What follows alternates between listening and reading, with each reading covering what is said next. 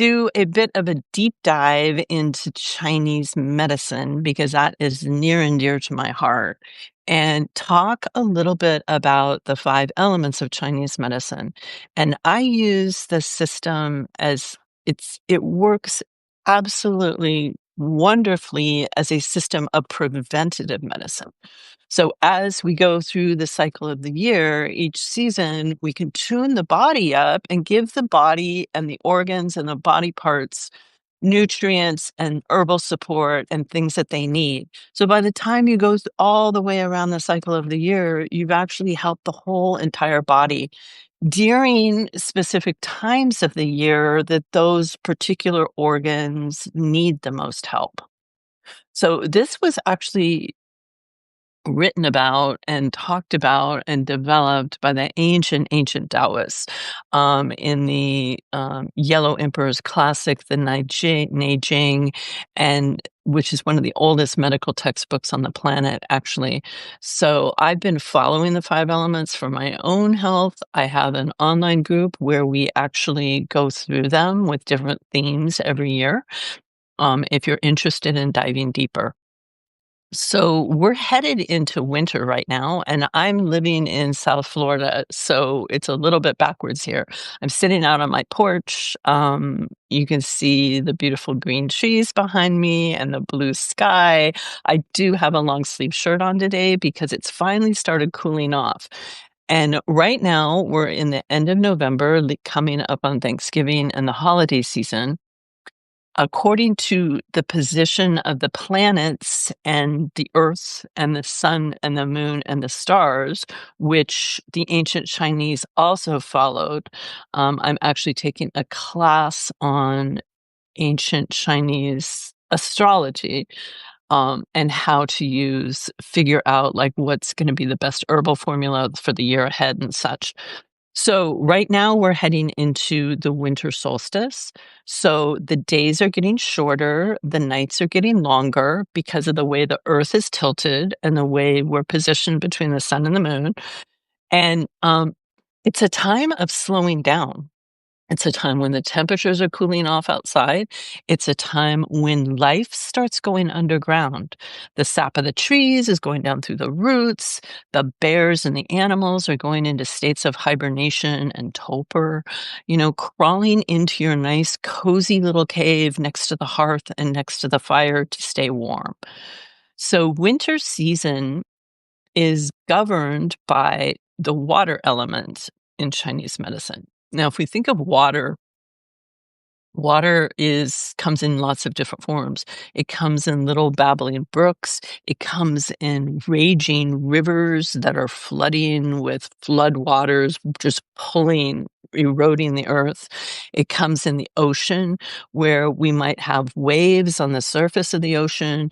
And then if you dive down underneath, you go down and it gets darker and darker and darker and colder and colder and colder. So these are all qualities of water.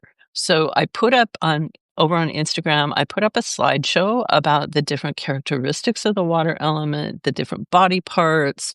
We also talk about every individual, human or animal, has all of the five elements living within them. Because we have all the organ systems. It's a whole cycle. It's like the web of life. But usually there's one or two elements that are more predominant in our personalities that come out. Now, this can also depend upon our life stages because the elements also correspond to different life stages as well. So we talk about water constitutional types or personality types. And those tend to be the color for water are blues and dark blues and blacks, like that midnight sky at night with the stars twinkling through. So often black animals, black dogs, black cats, not all the time, but are often water constitution types. So these are the wise philosophers. They tend to be the introverts. They tend to be the loners. They could care less if there's other animals around. They may get really deeply attached to one person, but they're like the deep thinkers and philosophers. They may just like to go crawl into their favorite chair or corner of the bed, which my black cat is doing right now on the pillows. curled up and sleeping. And they may come out and be very friendly with their person, but if other strangers come to the house, they can be scared and frightened, and so they can run and hide and kind of peek out between mom's legs at the new person in the house, or maybe not come out at all. So that's a water constitution, just a quick nutshell. Um, Body parts. So we went over the color. The emotion associated with water is fear. Water is associated with the end of life, with geriatric, senior pets, senior people. It's the time when we go inside, and we can go inside so far the body shuts down. So it's like at the time of dying. So the biggest fear of all fears that there is the fear of death. The taste of water is salt. So we think about the salty water of the ocean, and salt, sodium chloride, helps maintain water balance within our body. The climate factor for water is cold, winter, and cold weather stiffens the joints. Tends to have everything in the body contract, like muscles get contract and stiff. The blood slows down. We talk about warming up the blood in the wintertime by having like a hot toddy to keep the blood flowing.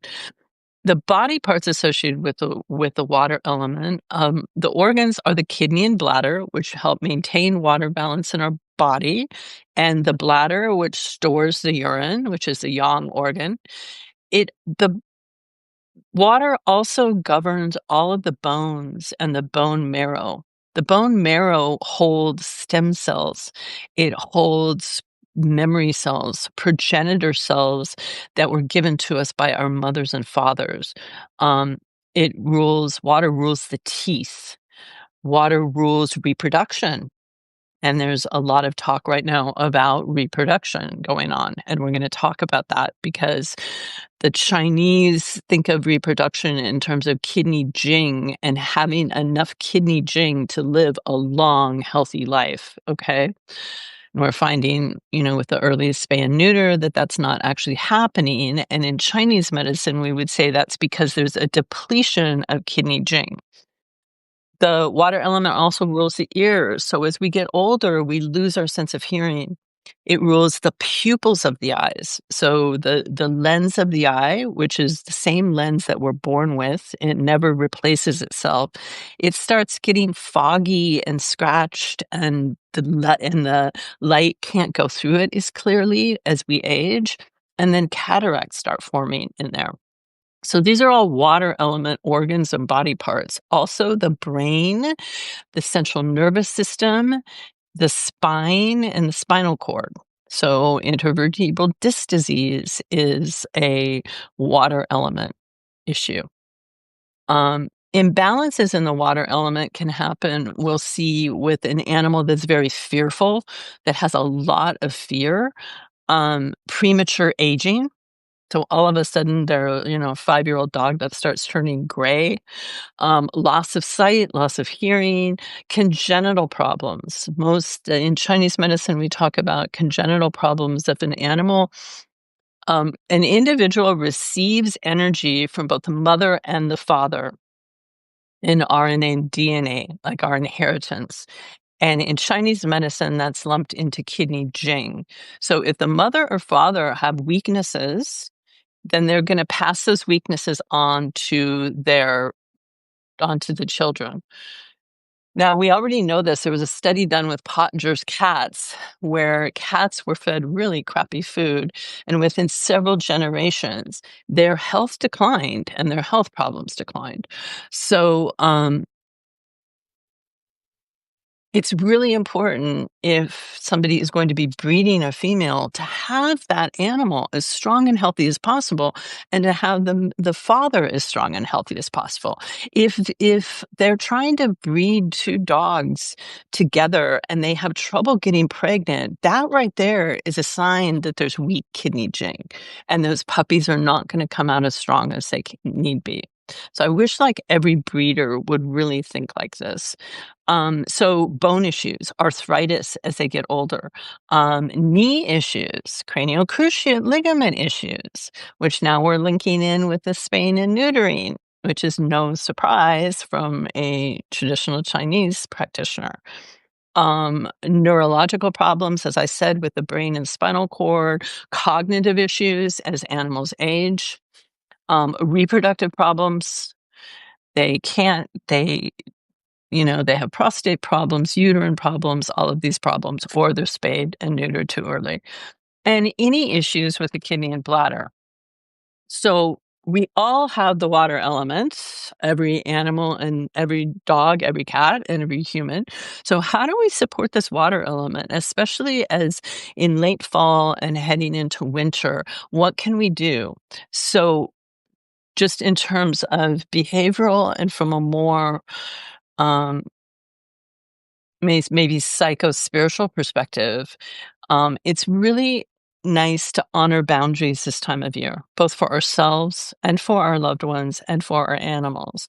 So if you're having people over for a Christmas party and you want to show off your new dog or your puppy or your dog or cat, and they're like a water element and they'd prefer to just hang out in your bedroom away from all the noise and clatter, allow them to do that. Like, honor their boundaries, honor their wanting to find some peace and quiet. And the same with your other humans in your life. This tends to be on the outer, this tends to be a really busy time of year. And I almost think that's on purpose so that it drains our energy even more. So if you don't want to go to that Christmas party, you don't want to cook a big meal for Thanksgiving, honor that within yourself and honor that within your animals.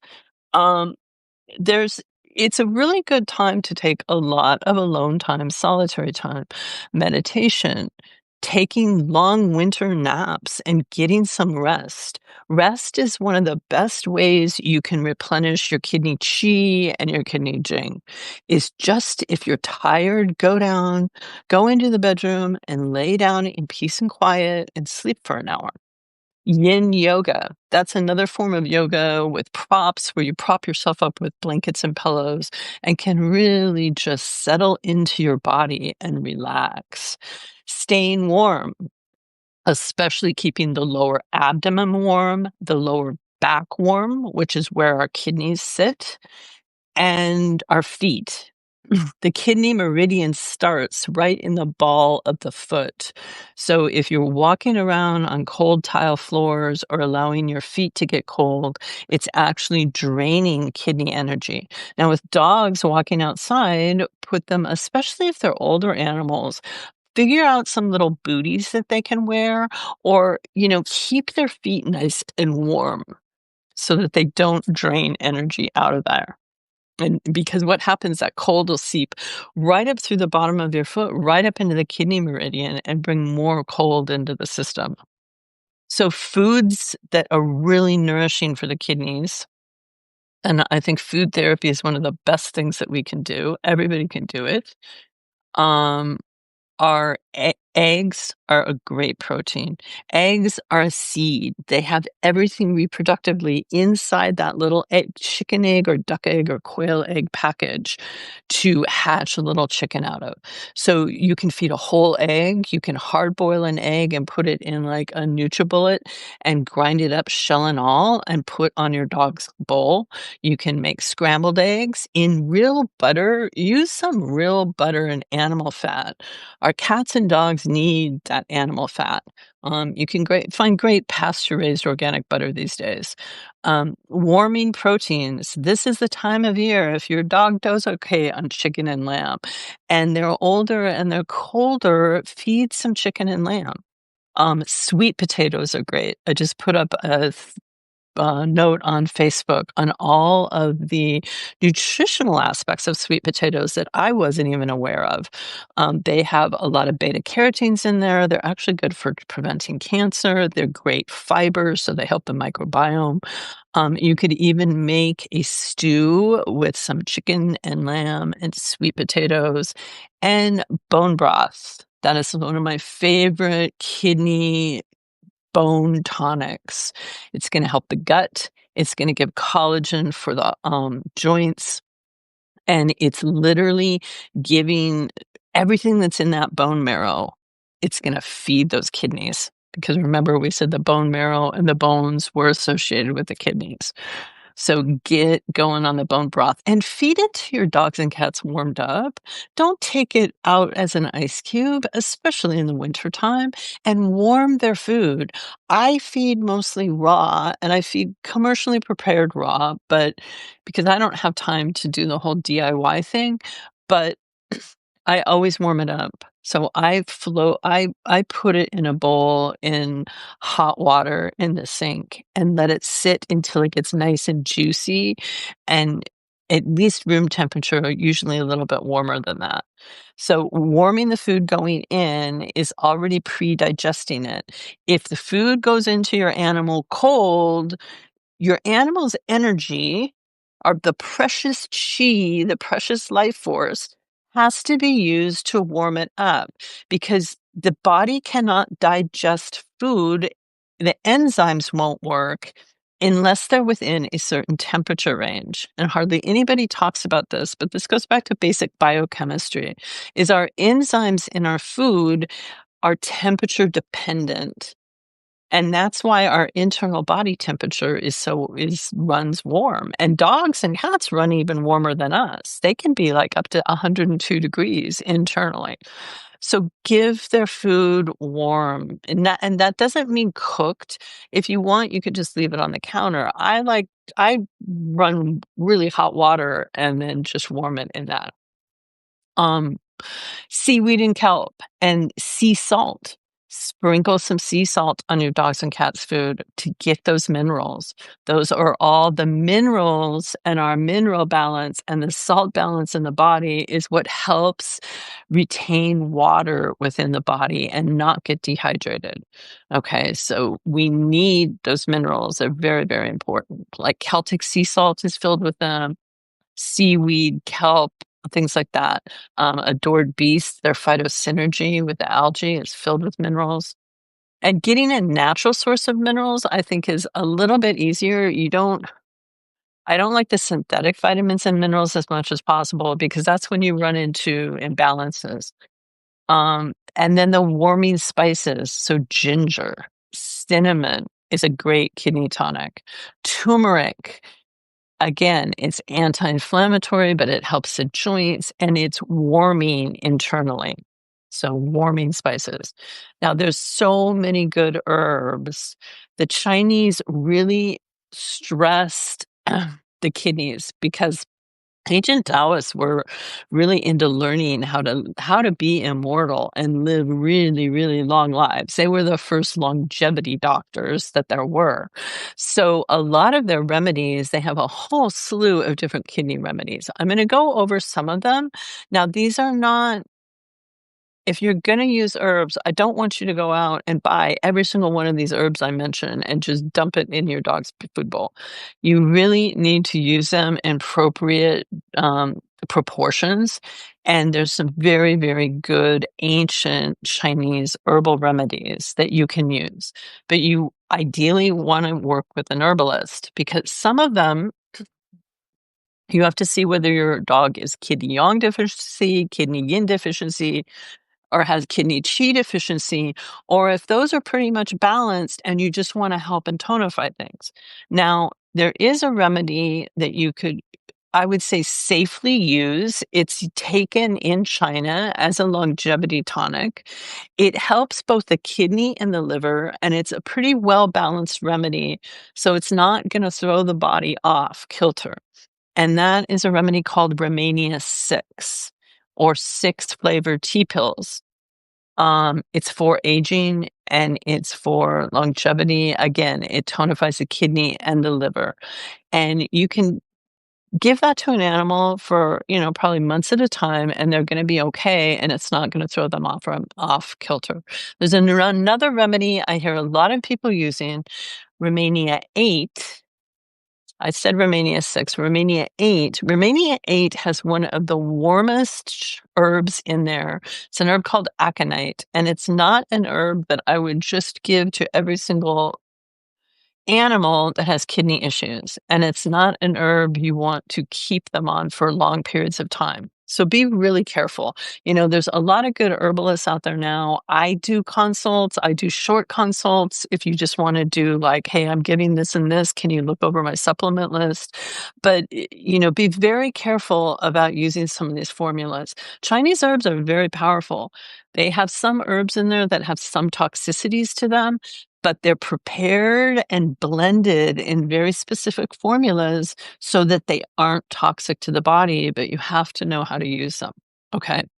Reishi mushroom, that's a totally safe mushroom. That's super, super good kidney Jing tonic. It's listed in the Chinese Materia Medica as the #1 kidney Jing tonic.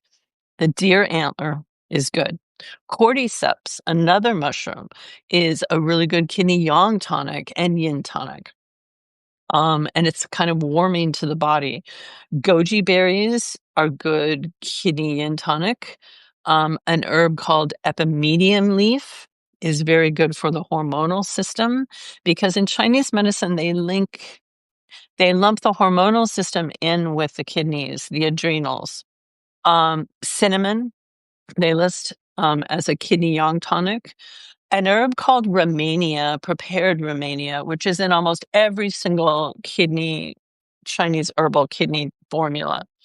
And then in terms of the Western herbs, one of my favorite this time of year is nettles. Now, if your animal actually has a kidney problem, I will use a nettle seed extract. If you just want to nourish the body and add some minerals, nourish the hormonal system, and the reproductive system and the kidneys, just plain nettle leaf. Now, nettles grow as weeds everywhere. If you can find a good patch of nettles that has not been sprayed with herbicides, then collect them in the summer, dry them. Be careful, wear gloves because they've got those little stinging hairs all over them. Um, and I actually start drinking nettle tea about October, November and have a cup every single night. I make it pretty strong. And you can make it for your animals. You can just fill a canning jar with dried nettle, pour in hot water, put the lid on it so that it doesn't evaporate off, and let it sit overnight, and then strain it in the morning. You can keep it in the refrigerator for 2 to 3 days.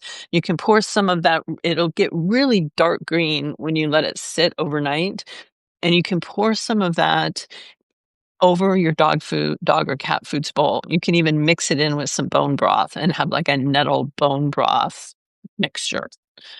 Very, very nourishing, very high in minerals. There's actually reports of some women who had stopped their periods during menopause and they drank enough nettle infusion that their periods actually started back up again, which there's a clue to kind of help that reproductive system in a spayed dog. Okay. And it doesn't these herbs, like especially using weed herbs that I'm gonna mention, are really gentle and really nourishing to the body. Red clover is another one. Chasteberry, licorice, hops has a lot of hormonal action. Dong quai, black cohosh helps with bone density and helps these are kind of estrogenic herbs. And rhodiola, which is a common adaptogen that you see around a lot. These all have potential estrogenic effects in the body. So if you have an animal who's not really way off hormonally, these are things you could do to just give them a boost and that are gentle enough you don't have to worry about them causing problems. Um, So I know there's probably like tons and tons of information here. And if you guys have any questions, you are welcome to put them in the chat. When I get going on this stuff, it's like there's just so much. So again, when I said that in Chinese medicine, in the body, the kidneys sit back in what we call the retroperitoneal space. They're tucked up under the ribs kind of behind all the abdominal organs, and they're outside the lining of the abdominal cavity. But on the upper pole towards the head sit the adrenal glands right in front of the kidneys. So the Chinese lumped the adrenals and the effects of those along with kidneys as their organ system. So they talk about kidney yin, kidney yang, kidney jing, and kidney qi. Um, with the adrenal glands, the adrenals put out both the fight or flight hormones. So we're talking about adrenaline. It's also, if you think fight or flight, what's the emotion behind fight or flight? Fear, which is the emotion of the kidneys. Okay. They also produce cortisol. So when you're under stress, when you're under fear, the adrenal glands start pumping out more cortisol. Okay, so we're dealing with these whole hormonal, the hypothalamus pituitary adrenal axis when we're talking about the kidneys. And we know how, cortisol creates inflammation and eventually can kill, cause a deadly chronic disease in both us and our animals. So we have the adrenal issues. We have acute renal failure in dogs and cats, which is usually caused by some toxic insult to the kidneys, like getting into a toxic plant like lilies or antifreeze in the winter. Antifreeze. Don't let them lick it. Chronic renal failure is more an old aging issue where the little units in the kidneys start dying off. Now, cats usually get what's called a chronic interstitial kidney disease, whereas dogs get more of a glomerular nephritis kidney disease. And these are slow, progressive declines in kidney function. Now, in veterinary medicine, I've seen a huge change over the years, and all of a sudden they're saying, oh, we have to start them on low protein diets right away. And this is coming straight out of the pet food manufacturers. I actually consider a low to no protein diet is one of the myths of manufactured pet food industry. When I was a vet student in vet school, I remember I was on the internal medicine rotation, and we had a really, really good instructor, professor, and doctor. And he came in one morning, and he's like, "Wow, they just came out with this whole review of feeding low protein to dogs and cats with kidney disease." And somebody dug back through the records and realized that the initial studies done on low protein for kidney were actually done on rats instead of dogs, and rats have very different kidney functions than dogs do. So at that point in time, he taught us to switch over. You don't go to low protein diets until you're nearly end stage kidney failure. Okay. And that can be years, years, years down the road. So our bodies, I'm having patients, the reason I'm bringing this up, I'm having patients come to me now. They're on super low protein diets. I've even had some vets tell people your dog can never eat protein again. You cannot live and exist without protein in your diet. Okay. That's going to kill that animal. They're going to get so nutrient deficient, they will eventually die without protein. So instead of doing no protein or low protein or really crappy, like hydrolyzed protein, what I recommend is doing the highest quality protein that you can get. Okay. Now, when I'm talking high quality, I'm talking how it's raised, what that animal is fed. Is it pasture raised, grass fed, grass finished is what I prefer for chickens, for pork, for beef. Minimal, no GMOs, and minimal hormones and stuff added into that food. When you have a pasture raised animal, the meat is naturally higher in omega 3s versus omega 6s. We know omega 6 fatty acids cause inflammation in the body. Omega 3 fatty acids that come from fish and that come from pasture raised animals actually feed the kidneys. The kidneys need and love omega-3s. So adding in fish, adding in sardines, mackerels, and pasture-raised meat is really what animals with deficient kidneys need to eat to keep their kidneys healthy. Um, Also, when you think about cats, a big problem with cats, and somebody just asked about the freeze-dried food, is the dried food. Cats are obligate carnivores. Now, cats tend to get a lot of kidney disease, and these are usually cats that are fed kibble diets. They were not meant to eat dry food. In case people didn't know, cats evolved from these small, wild desert cats, like in Egypt and Africa, that evolved to get most of their regular water supply from the prey species that they were eating. So that's why they kill rabbits, small prey species on the hoof and eat that food and get most of the water supply that they need.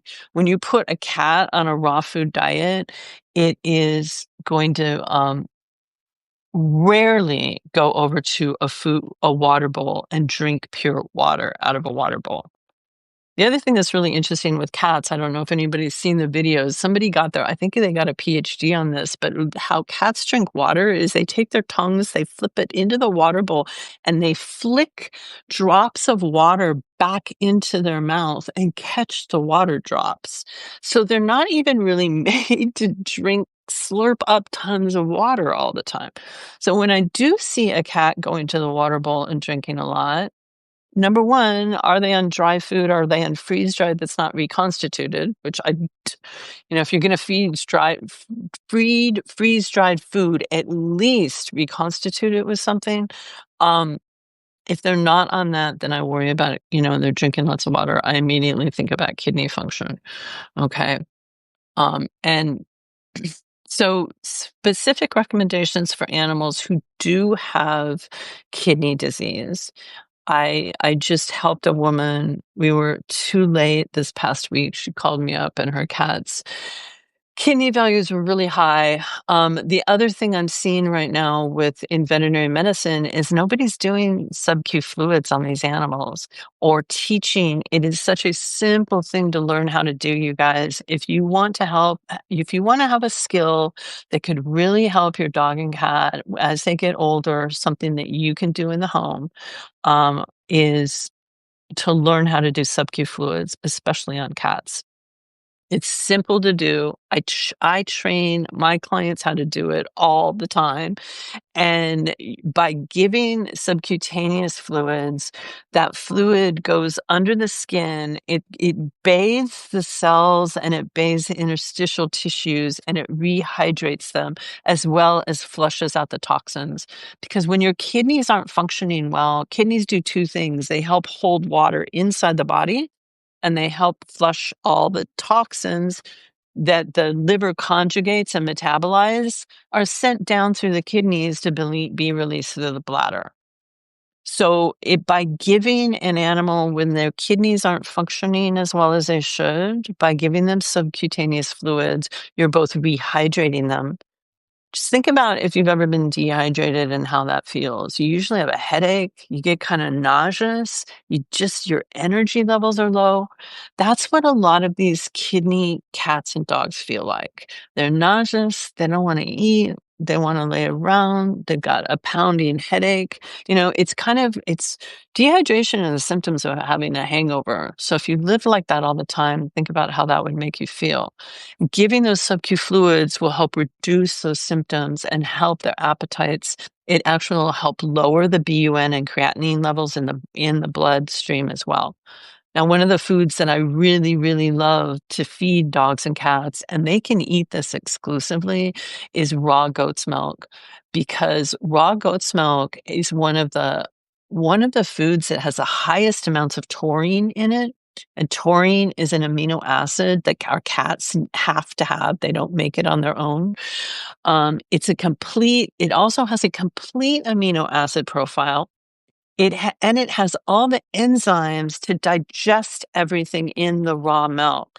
So you're getting a complete nutrient balanced natural food with enzymes in it that's also gonna help hydrate them, and it's gonna be easy on the digestive system and easy on the kidneys. The other thing I like are the eggs. Those are also a complete, easy to digest food, which is gonna give protein that's easy on the body, feeding real kidney. You can either find kidney, the actual organ, you can find dehydrated, air-dried kidney to feed them, um, and then the bone broth and even bone marrow. But bone broth, again, it's warming, it's gonna help hydrate them more, and it's gonna support not only the gut, but the joints and just make them feel better overall. Now, in terms of supplements, like I said, if they're already in kidney failure, I will use a stinging nettle seed extract. Sometimes it's hard to hunt down, but I've had some miraculous success with that. Um, Omega 3s, I usually like a fish form, natural food form of omega 3s, because kidneys really need those omegas. Standard Process has a really great supplement called Rena Food. It's from their human line. Sometimes the little tablets, cats will just eat them like a treat. And I've had that alone when I couldn't, when the cat was like half feral and just would not accept anything else. I put them on Rena Food and I've had that lower kidney values.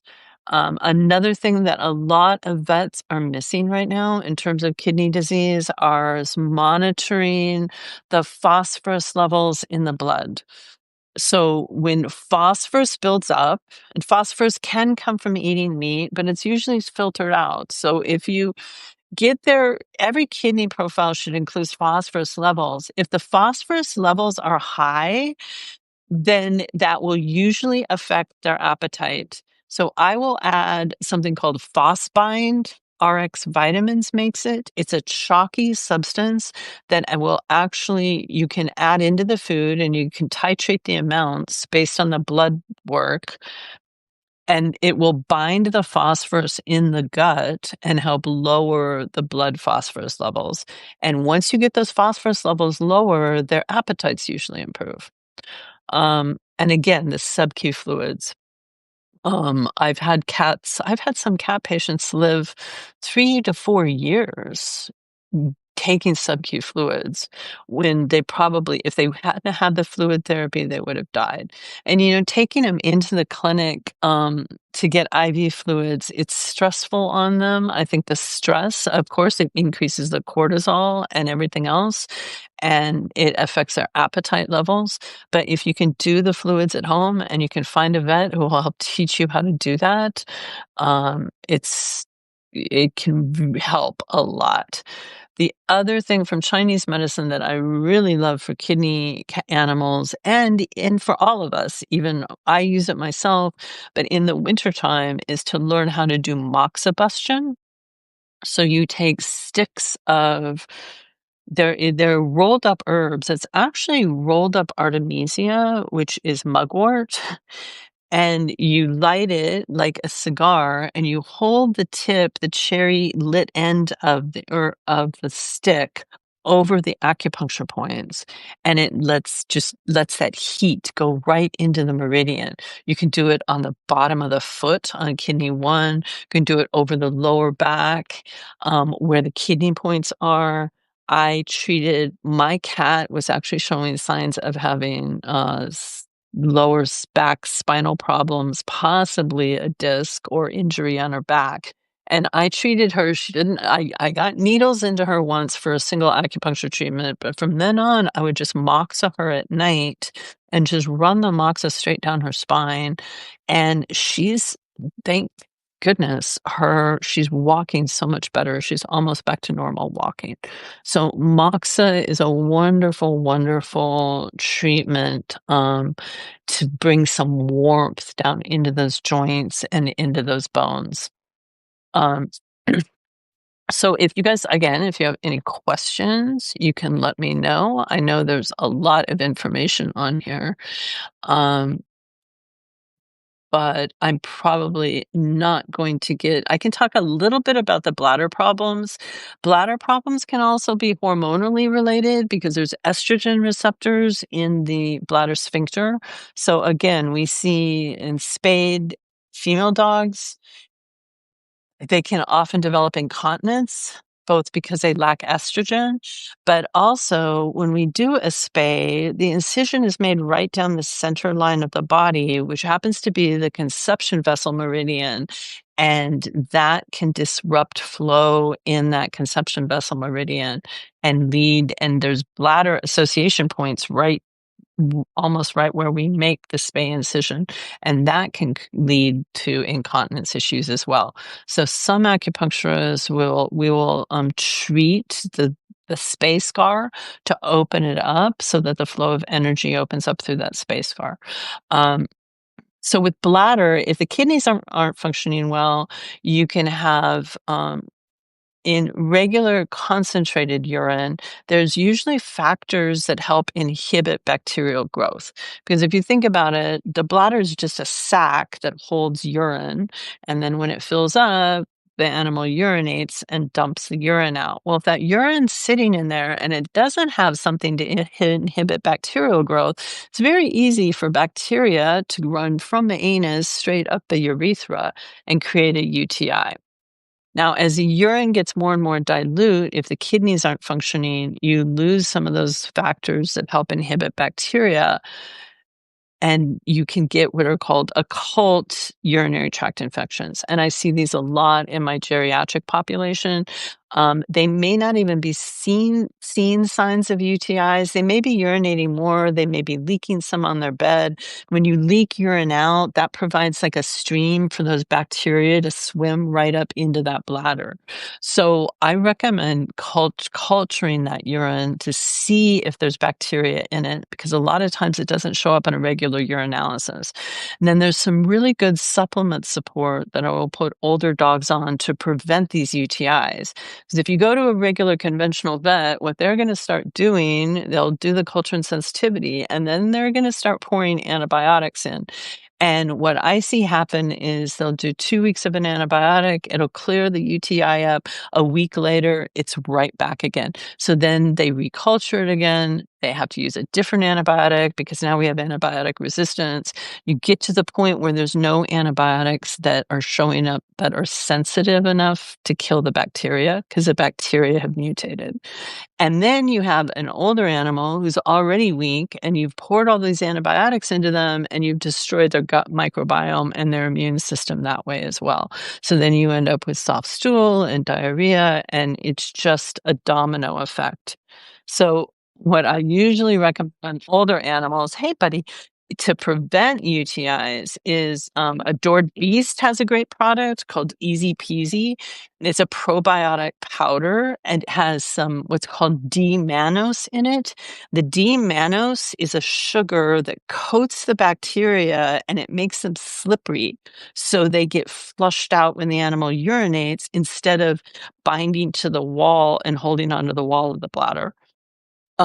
You can also use cranberry extract, which does a similar thing. It makes it harder for the bacteria to hold on to the wall of bladder.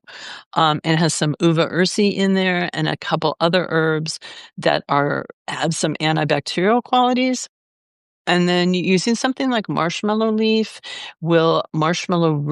will help soothe those mucous membranes and help heal the mucous membranes. So if there's not little crevices where those bacteria can hide. And again, feeding lots of warm liquids, so warm bone broth, pushing the fluids so that their bladder continually gets flushed out. Um, and there are some good Chinese remedies to help with bladder infections. There's some that I've taken myself, some that I've used with cats with chronic cystitis that will help manage the bacterial UTI without having to turn to antibiotics. Um, so the standard process, hi Linda, bladder tumors. Aha. Okay. Rena food. I like the Rena food better The renal support, their veterinary formulas have a lot more ingredients in them. So I just use the Rena food. I just find that that works better for me. Um, and then what else? Okay, bladder tumors. I just saw a little dog with a bladder tumor. Bladder tumors, there's some talk of them being, obviously all those toxins that were metabolized by the liver, shunted down through the kidney, end up being excreted in the urine, and the urine is sitting in the bladder. So that's another reason to make sure, like with dry food diets, those animals are not, their water balance is off. They may not produce as much urine. So make sure there's plenty of water going in and liquids going in so that they're flushing that bladder out. The other thing is take them outside to urinate. If animals are sitting home for 8, 10 hours a day, holding that bladder, that urine in that bladder all the time, any toxins in that urine are just sitting there stewing in the bladder. Okay. So number one, make sure the food is moist, that there's lots of water, bone broth, goat's milk. Make sure they're going out to urinate. Have a dog walker come out if you're going to have a long day at work, if you can, so that they can take them out and flush that urine out. Now, unfortunately, with bladder tumors, they usually form in an area of the bladder called the trigone, where the urethra and all these important structures are. They are using, I have used Chinese herbs to treat with bladder tumors. They are using it's a non-steroidal anti-inflammatory drug, which we've been using for a long time with bladder tumors called piroxicam, which will slow them down. They're also this dog that I just saw. I'm not a big fan of chemo, but they did start the dog on palladium. The dog's 3 months into it, and there has been minimal to no growth of that bladder tumor. So, depending upon what you're looking at, that may be a decent way to go. But I usually, with with my cancer cases, I put them on all kinds of different things. I put them on herbs, I put them on mushrooms. Again, flush, flush, flush the bladder. There are some people that are using ozone in the bladder right now. They're injecting the bladder with ozonated saline to get that oxygen right up near the tumor. And I think that would be a really good option if you have somebody in your area doing that. Um, what else? Mistletoe. So I know people are using that too. Okay. Let me see. Oh, yeah. Hi there, Deb. I feel really bad. Her kitty didn't make it through kidney failure this week. Um, It's what I would do with the Rena food is the tablets are really soft, and so I start out with maybe a quarter of a tablet and like salt and pepper it, sprinkle it. If you're feeding a canned food or soft food or raw food, you can mix it in with the food. Sometimes I'll just sit there and offer it and let them smell it, and it's amazing how many cats will actually eat it as a treat. And it's more concentrated kidney health than the feline renal support. So I would try that. No, I don't worry about the phosphorus in the bone broth, Stathia. There's just so much. It's going to provide liquids. It's going to provide warmth. There's so much nutrient value in there.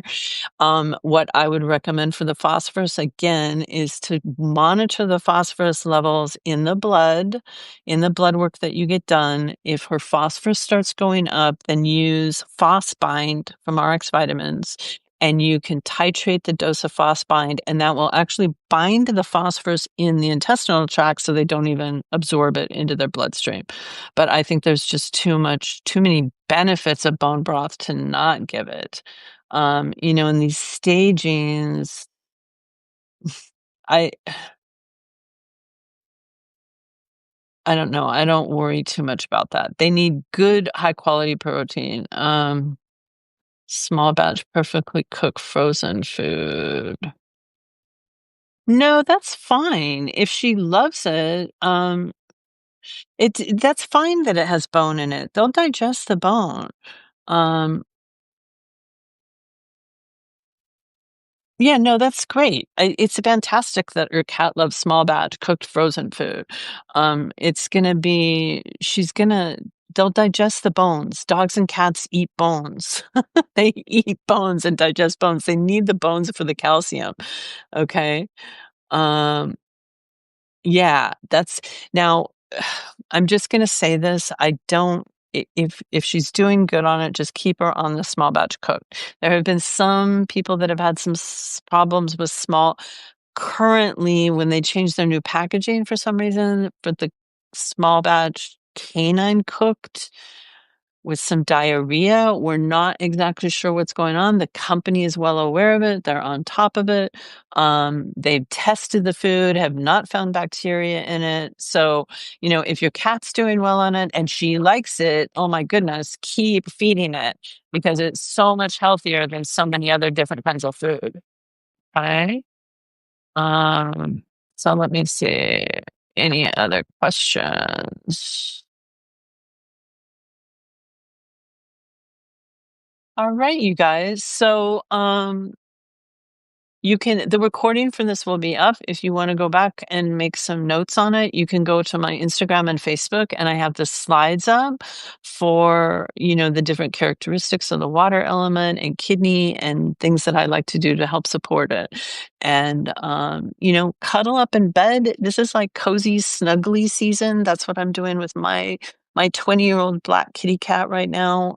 She doesn't have kidney problems, but I'm giving her like a drop or two of nettle seed extract in her food right now.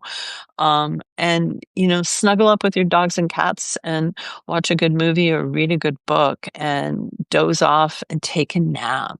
That's what the season is for. So I appreciate all of you. Thank you so much for tuning in with me today. And again, I'll have the full video up on Substack, and then I'll have some clips up as well. Have a wonderful weekend and stay warm.